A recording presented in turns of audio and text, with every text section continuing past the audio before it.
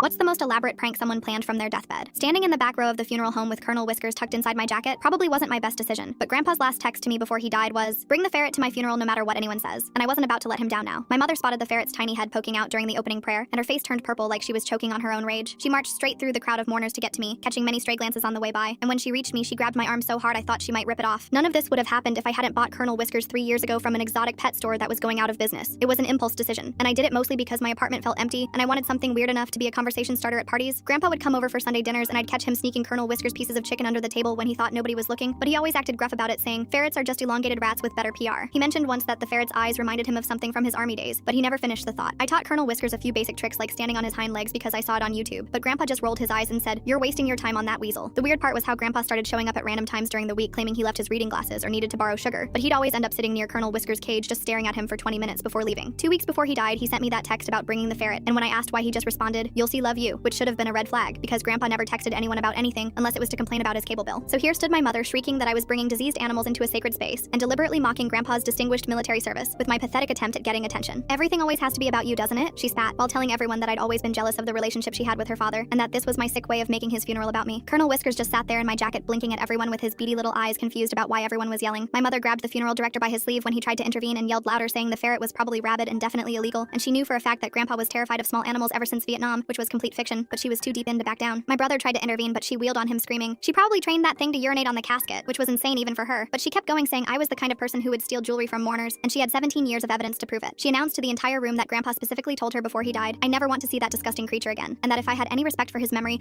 I would leave immediately before she called both the police and animal control. The room erupted into chaos with relatives shouting over each other about whether ferrets belonged at funerals, while my mother kept yelling that I was an emotional vampire who fed on family misery, and that's why I brought a rodent to their father's funeral. I kept trying to explain that ferrets aren't rodents, but nobody could hear me over all the screaming. The funeral director cleared his throat and announced it was time for Grandpa's requested video message, which nobody knew about, and the screen behind the casket flickered to life, showing Grandpa in full military dress uniform. He stared directly into the camera and said, "If my daughter is making a scene about Colonel Whiskers right now, then everything is going according to plan." And my mother's face went white. Grandpa continued, "What none of you know is that I've been secretly training that ferret for 2 years in advanced military drill procedures because I needed a mission, and this seemed funny as hell." While my jaw dropped open, he barked, "Colonel Whiskers, attention!" and the ferret shot out of my jacket standing in perfect military posture while everyone gasped. Grandpa rattled off commands and Colonel Whiskers executed a full military funeral drill, including a rifle salute pantomime, while Grandpa explained he'd been sneaking into my apartment 3 times a week using a copied key. My mother stood there paralyzed as Grandpa's video revealed he'd submitted Colonel Whiskers' performance as his official military honors request, with 3 veterans as witnesses, making it legally binding according to the funeral director. Grandpa looked straight at the camera and said, "I spent 6 months training this ferret to outperform my daughter at following basic instructions, and honestly it wasn't that hard." While Colonel Whiskers performed a perfect memorial tail flag folding demonstration using a tiny handkerchief, the video ended with Grandpa saying, "Colonel Whiskers is officially promoted to honorary grandson, which makes him outrank all of you, so deal with it." The ferret saluted the casket, holding the position for exactly 21 seconds, while my mother sank into a pew looking completely defeated.